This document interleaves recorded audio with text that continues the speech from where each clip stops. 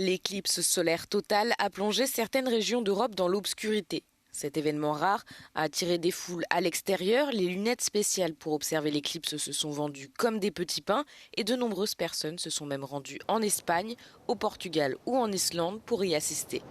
La Lune a d'abord masqué le soleil dans la région arctique reculée du nord de la Russie. Elle a ensuite traversé certaines parties du Groenland et de l'Islande. L'éclipse a plongé tout l'ouest de l'Islande dans l'obscurité totale, bien qu'une épaisse couverture nuageuse et la pluie ait empêché de voir le soleil disparaître derrière la Lune. Pendant ce temps, l'excitation montait en Espagne où le jour s'est également brièvement transformé en nuit. Le pays a assisté à sa première éclipse totale depuis plus d'1 siècle. Le phénomène n'a cependant été que de courte durée. Dans certaines régions de la Russie et du Groenland, l'éclipse totale a duré moins de 2 minutes et demie. Pour les observateurs en Espagne, le soleil a été caché dans son entièreté moins de 2 minutes, juste avant le coucher du soleil. Le processus d'éclipse partielle a duré beaucoup plus longtemps, environ 1 heure et 45 minutes, pendant que la Lune traversait la trajectoire du soleil. Les États-Unis exercent un contrôle total sur le détroit d'Ormuz et vont le garder. Déclaration signée Donald Trump mercredi, alors que le trafic maritime y est retombé à son plus bas niveau depuis une semaine. Dans un message publié sur son réseau social, le président américain a salué le blocus naval imposé par Washington aux ports iraniens, le qualifiant de mur d'acier. Réponse de Téhéran par la voix de son ministre des Affaires étrangères, cette politique pourrait compromettre toute issue au conflit. Après avoir multiplié les menaces militaires et diplomatiques, selon le Wall Street Journal, la Maison-Blanche cherche désormais à étrangler économiquement l'Iran, en misant sur ses difficultés à exporter son pétrole et à accéder à ses avoirs détenus à l'étranger. Malgré le mauvais état de l'économie iranienne, cette stratégie a, selon plusieurs experts, peu de chances d'infléchir la position des dirigeants iraniens, qui contrôlent dans les faits ce détroit crucial pour le commerce mondial de gaz et de pétrole.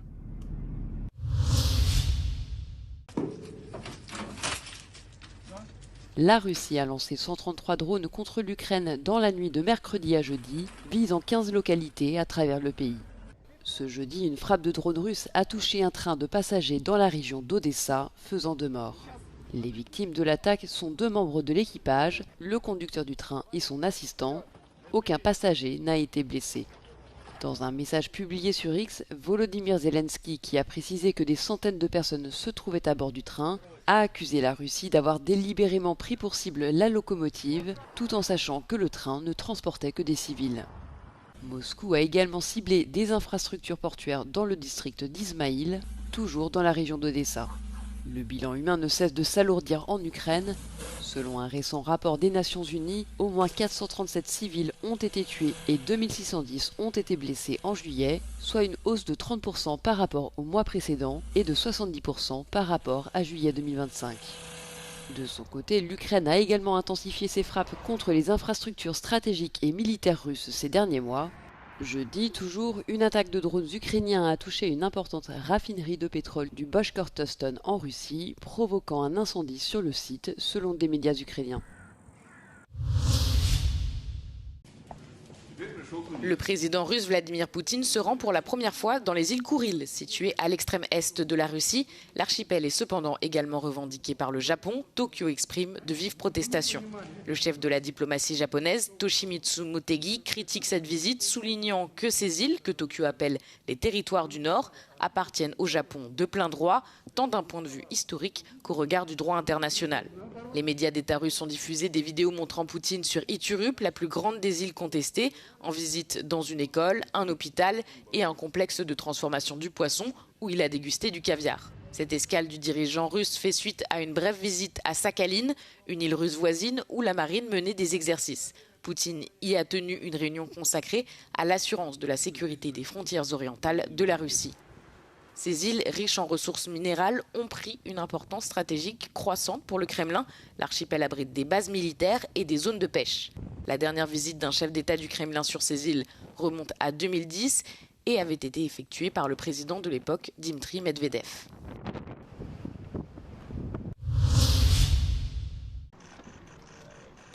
Le leader d'extrême droite, Nigel Farage, joue une partie de sa carrière politique dans la circonscription de Clacton, dans le sud-est du Royaume-Uni. Les électeurs y sont appelés aux urnes ce jeudi pour élire leurs députés lors d'une élection législative partielle. Celle-ci a été provoquée par la démission début juillet de Nigel Farage, alors rattrapé par plusieurs enquêtes sur des dons non déclarés de plusieurs millions de livres reçus par sa formation Reform UK. Le leader populiste, dont la popularité s'est érodée ces derniers mois, dénonce un coup monté contre lui et décrit le scrutin comme un vote du peuple contre l'establishment. Pour ne pas rentrer dans son jeu, les principaux partis travaillistes et conservateurs ont choisi de boycotter l'élection. Si Nigel Farage est donné large vainqueur, son principal rival se nomme Count Beanface ou Comte Tête de Poubelle, un candidat fantaisiste qui promet par exemple de maintenir à 1 livre le prix des croissants et de renvoyer à l'école les climato-sceptiques. Signe du sentiment de désabus d'une partie des électeurs, le candidat pourrait recueillir environ 1/5 des voix. Les premiers résultats de l'élection sont attendus tôt, vendredi matin.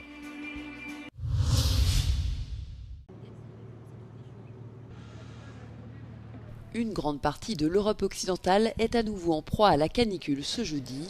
En France, 80 des 101 départements sont en alerte orange, avec des températures qui devraient atteindre entre 38 et 40 degrés. La chaleur accentue la sécheresse et les tensions sur les ressources en eau. Plus de 40 000 personnes seraient déjà confrontées à des coupures. Face à cette crise hydrique, la ministre de l'écologie a appelé les autorités locales à mettre en place des restrictions d'eau et à renforcer les contrôles. Le gouvernement français estime par ailleurs que les vagues de chaleur de cet été pourraient coûter jusqu'à 15 milliards d'euros au pays. Au Royaume-Uni, les prévisionnistes annoncent que les températures pourraient atteindre 38 degrés dans le centre et le sud-est du pays. Une grande partie du territoire est également touchée par la sécheresse, accentuant la pression sur les réserves d'eau. Mardi, Andy Burnham a présidé une réunion d'urgence consacrée à la situation. Le Premier ministre a appelé à ne pas fumer dans les espaces verts et à retirer de la vente les barbecues jetables afin de limiter les feux de végétation. Pour l'heure, le gouvernement britannique n'a toutefois pas annoncé de restrictions sur l'utilisation de l'eau.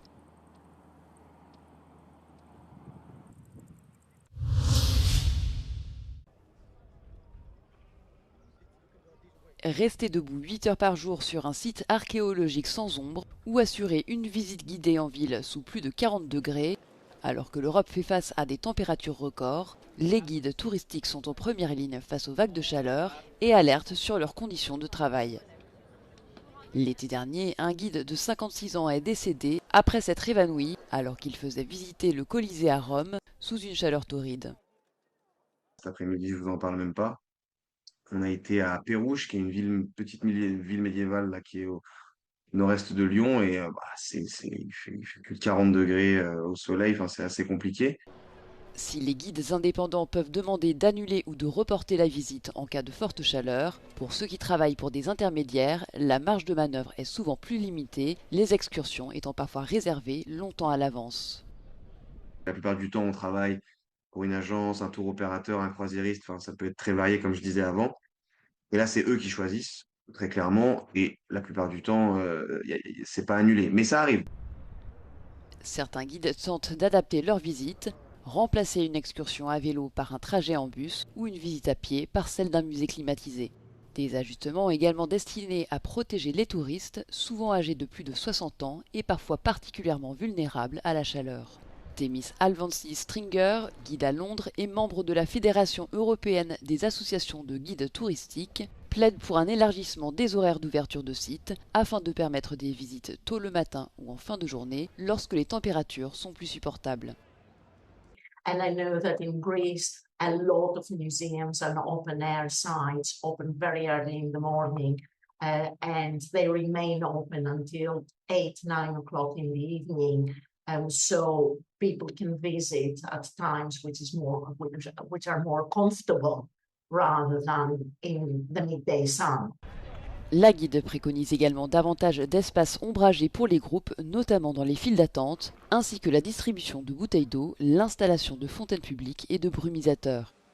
Alors que les vagues de chaleur devraient gagner en intensité et en fréquence, le calendrier touristique lui-même pourrait évoluer.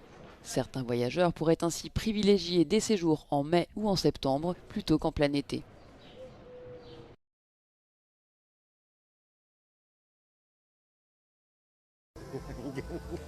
Sous une vague de chaleur et en pleine crise énergétique, le plus grand événement de Hongrie, le festival Sziget, ouvre ses portes. Beaucoup ont appelé à l'annulation du festival dans le cadre des efforts visant à réduire la consommation d'énergie hongroise. Cependant, la centrale nucléaire de Paks n'a finalement pas été mise à l'arrêt et le Sziget non plus. Ses organisateurs ont cependant prévu des générateurs supplémentaires. Les seules personnes qui se réjouissent du faible niveau des eaux du Danube sont celles qui cherchent à se rafraîchir lors de l'événement. L'espace baignade aménagé à la pointe nord de l'île de Hajógári s'est transformé sous l'effet de la sécheresse. Le minuscule banc de sable devient une véritable plage où les festivaliers peuvent se rafraîchir sous une chaleur intense. The normal level of water is almost up to here, and now it's like almost 20 meters away. That shows like the impact of the drought, and it's not even like the end of summer. Sur l'île, la terre asséchée n'est plus que poussière. De nombreux festivaliers tentent de se couvrir le visage avec des masques ou des foulards. Des températures pouvant atteindre 40 degrés Celsius sont attendues pendant l'événement. Des points d'eau potable et des portiques de brumisation ont été installés. Les dernières semaines ont montré que le Sziget devait se préparer aux défis posés par le réchauffement climatique, explique le maire de Budapest. Készülünk a jövőre is, úgyhogy elhatároztuk, hogy megoldjuk a Hajógyári-sziget öntözését. Az idei fesztiválon ez már nem segít, de a következő remélem, hogy igen, és fúrunk utakat és kiépítjük az öntözőrendszert, úgyhogy ez sokkal zöldebb szigetünk lesz. Heureusement pour les festivaliers, les températures devraient descendre par moments en dessous de 20 degrés Celsius d'ici la fin de la semaine.